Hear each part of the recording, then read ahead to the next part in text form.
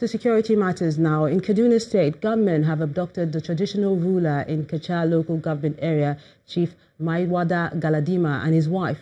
The spokesman of the Kaduna State Police Command, Yakubu Sabo, confirmed the incident to Channels Television, explaining that the kidnappers intercepted a convoy of the royal father at a village on the Kaduna-Kacha road last night and opened fire on their vehicles, forcing them to stop. He added that the traditional ruler's police orderly and 3 others in his convoy were shot dead by the bandits before the royal father and his wife were taken away.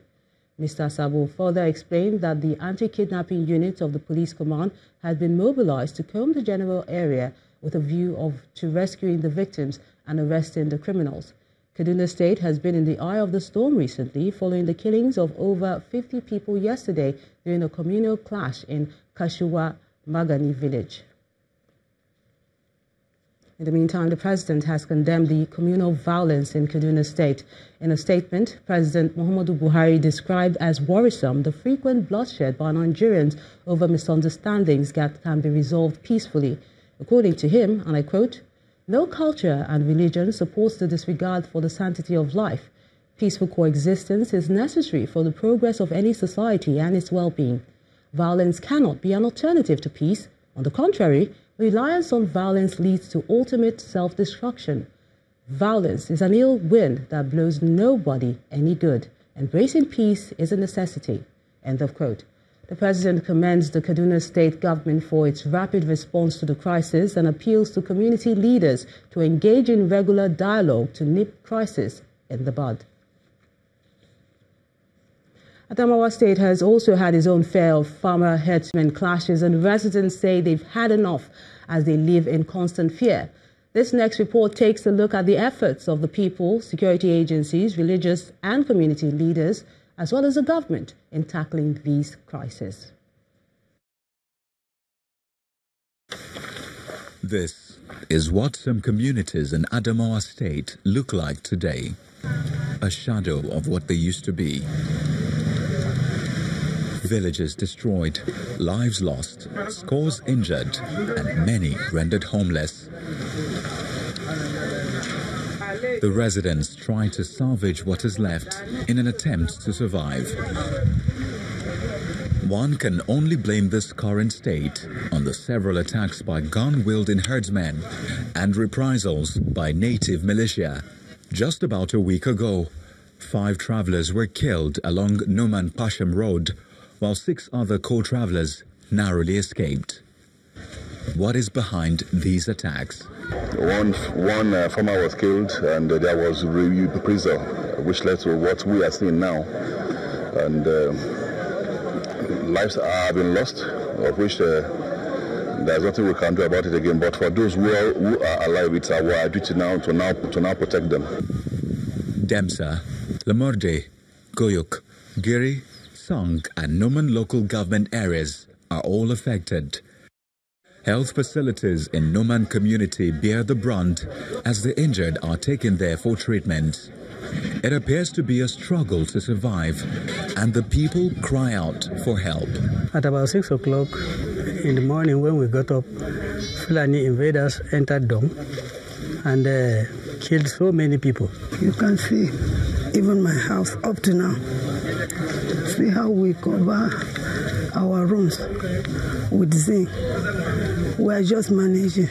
We don't want to leave our town. We just stay here. With these attacks come humanitarian problems as farming activities are put to a halt.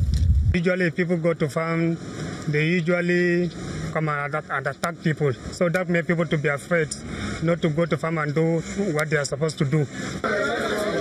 Many have been displaced from their homes and are now forced to live in camps where they rely on the government and well-meaning Nigerians to survive.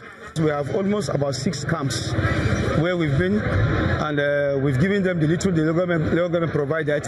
Similarly, there were individuals who gave in their portion, and eventually the state intervened through the ASEMA office, where we were given some items. We are actually disturbed by the fact that people are suffering, and there are people who are IDPs in a period when they they are actually supposed to be in their farms and in their homes and trying to engage in very productive activities. The people raise questions. The crisis in Demsa, Numan, and other part of Adamawa have been going on for the past 2 to 3 years now. Why? Does that mean that we don't have an authority? Does that mean that we don't have government on ground? Does that mean that all our political office holders and traditional rulers have failed? Overnight. The military, in an effort to improve military-civil relations, holds a town hall meeting towards peace building. There is nothing as important as peace and security. Whatever you think you are getting out of insecurity, whatever you think you benefit because 2 people are fighting, I bet you will lose 1 million times that thing through insecurity. Community leaders share their views on the way forward. Once you have a Land Use Act, which is under the governor, and there's what they call WAC, Committee on Allocation of Land. They are supposed to allocate land for commercial purposes, for agricultural purposes, for residential purposes. Is that happening? The Christian Association of Nigeria in the state and the Muslim Council visit the governor, Mohammed Jibrila, to brief him on their plan for affected areas. We all know that it started like farmers, headers, prices, and now it is changing. The scenario completely is now becoming an ethno-religious crisis. So we're here in order to tell you that we are now on board and we're on course. Governor Jibrila emphasizes the need for a peaceful coexistence. There is no any difference in religion as far as this administration is concerned, and of course we don't have any problem in terms of ethnicity. And this is the gospel that we've been trying to preach since we came into position, that we are all one, and Adamawa is first before everybody. As the people continue to struggle for survival, they also await a lasting solution to the crisis. The importance of upholding cultural heritage and tradition in the modern-day society cannot be overemphasized. And this is according to Nigeria's former head of state, General Yakubu Gowon. He made these comments during the launch of the book, The Benin Monarchy, an Anthology of Benin Kingdom, at the Palace of the Oba of Benin. The event is part of activities to mark the second coronation anniversary of the Oba and was well attended by dignitaries, including the former president, Dr. Goodluck Jonathan. His Royal Majesty Omonoba Neduku Akolokolo Ewaye II, the Oba of Benin, makes his entrance into this special event at the Palace of the Oba of Benin for the launch of the book, The Benin Monarchy, an Anthology of the Benin Kingdom. Uku Akolokolo is in the arena. The chairman on the occasion and the former head of state of Nigeria, Yakubu Gowon, and immediate past president Goodluck Jonathan topped the list of dignitaries for the day's function.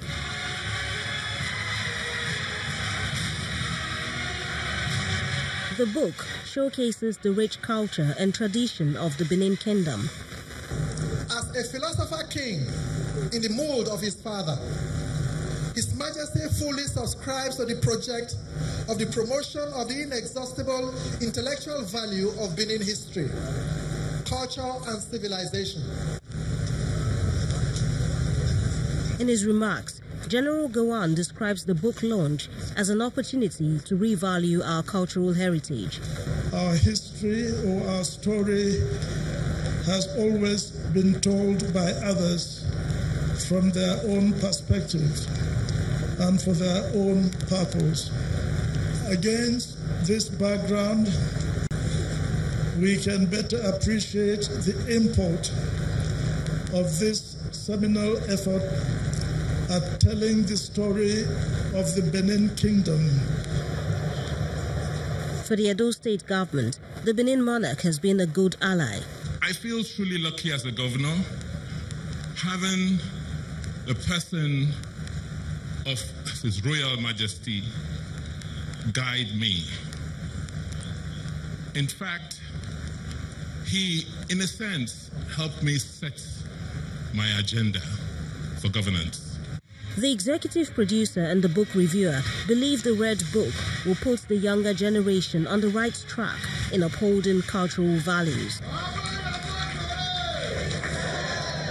Obaiwai says the book links the ancient to the modern-day Benin Kingdom. The Benin Kingdom, as a cultural and historical conversation, is far from being just a Nigerian or African commodity.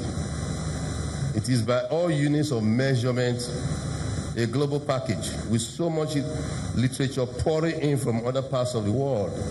As Crown Prince, I recall being drawn to every written material I could lay my hands on about the Benin people and culture that I'm sure, distinguished guests, that you will not ask me why that habit was necessary.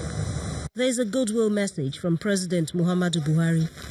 Let me use this opportunity to congratulate the Oba and Council of Chiefs on this feat of preserving our cultures, values, and ethics. Indeed, Benin Kingdom is a role model for other ethnic kingdoms and societies to follow.